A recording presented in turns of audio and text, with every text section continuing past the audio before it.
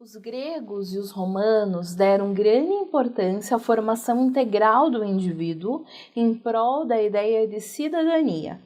Essa importância à formação integral seria absorvida pela educação medieval, talvez não em um primeiro momento, que a educação era bastante pautada nos princípios religiosos, mas posteriormente, graças à abertura das primeiras universidades a partir do século X. A partir desse momento, a educação clássica seria absorvida pela educação medieval e seria também a base para aquilo que se desenvolveria mais à frente durante a modernidade. Concepções de educação clássica e medieval, educação religiosa. A educação religiosa é aquilo que nós chamamos a educação que se desenvolveu durante grande parte do período medieval. Essa estrutura educacional esteve pautada em dois principais pilares, a patrística e a escolástica, e dialogou tanto com a educação clássica do período anterior, principalmente aquela dos gregos e dos romanos, e também com as heranças da filosofia clássica, ao mesmo tempo em que preparava as bases para a modernidade. Durante a Idade Média, a educação se tornaria uma competência das instituições eclesiásticas. A partir do século X, essas instituições dariam origem a um dos pilares da educação, as universidades. Ainda hoje, nós pensamos na educação muito vinculada às universidades.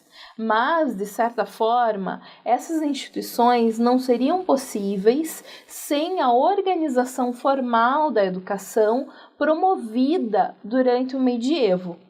Durante grande parte do período medieval, a educação esteve atrelada às instituições religiosas, ou também chamadas eclesiásticas. Aos poucos, essas instituições favoreceram também uma preocupação com a educação integral, tal como haviam feito gregos e romanos, e desse modo alimentaram o surgimento das universidades. A educação medieval se estruturou em torno de dois grandes pilares. De um lado, nós tivemos a patrística e de outro a escolástica. A patrística foi promovida principalmente sob as influências e os modelos de Santo Agostinho e tinha um caráter mais idealista. Por sua vez, a escolástica se baseou em São Tomás de Aquino e era mais realista. Esses dois modelos tiveram características bastante particulares. A educação idealista promovida por Santo Agostinho e seus seguidores, chamada patrística, se baseava nos princípios educacionais de Platão. Esse sistema educacional era mais catequético, mais voltado aos princípios da igreja, e tem esse nome justamente em função dos pais da igreja. Por sua vez, a escolástica segue princípios mais liberais. Liberais no sentido que não estavam atrelados necessariamente aos padrões eclesiásticos, mas entendia que determinados conhecimentos podiam ser também vindos de outras fontes que não as religiosas. Os padrões escolásticos se baseavam, de forma mais realista, a filosofia de Aristóteles, e desse modo se serviam mais como base do pensamento a ser desenvolvido pelas universidades.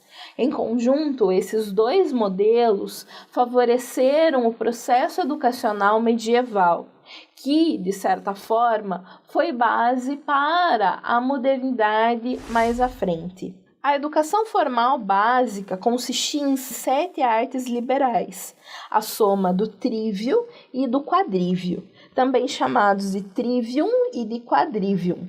Eram elas a gramática, a retórica e a dialética, do trívio, e a aritmética, a geometria, a música e a astronomia do quadrívio. Obviamente, nem todas as pessoas tinham acesso a esse modelo de educação formal. Muitas pessoas estavam alheias desse processo educativo. Porém, quando as pessoas tinham acesso, essa era a base, principalmente para servir de fundamento para estudos liberais posteriores. E após o século X, estudos liberais posteriores nas universidades. Mas, obviamente, as universidades não seguem o mesmo padrão que conhecemos hoje. Não eram espaços dedicados à pesquisa e eram administrados pelos grupos eclesiásticos. Ainda assim, acabam se voltando mais e mais ao mundo liberal, principalmente após as transformações sofridas pelo contexto europeu após o século X. Com o ressurgimento das cidades, do comércio e de uma nova dinâmica social afastada cada vez mais da estrutura restritamente feudal, a instituição universitária seria um espaço propício para o desenvolvimento das artes liberais e para um aumento de uma preocupação com o desenvolvimento das capacidades dos indivíduos. Aqui, por exemplo, nós vemos essa imagem, que é uma ilustração de um manuscrito do século XIV, mostrando uma reunião de doutores em uma universidade de Paris. Nessa imagem, nós vemos vários elementos que são relevantes, principalmente essas vestimentas que remetem à educação religiosa. Em conjunto, todas essas características da educação medieval trariam as bases para a modernidade.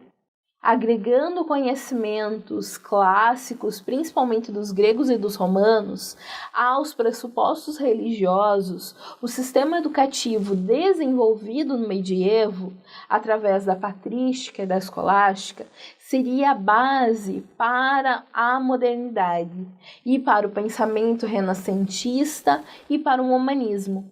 De certa forma, se os medievais não tivessem, de certa forma, reavivado o interesse nas leituras filosóficas clássicas, o humanismo não teria sido possível e não teria alimentado o Renascimento a partir dos séculos XIV e XV, ou mesmo as viagens, as grandes navegações que transformariam o mundo e transformariam a perspectiva de pensamento dos europeus naquele momento.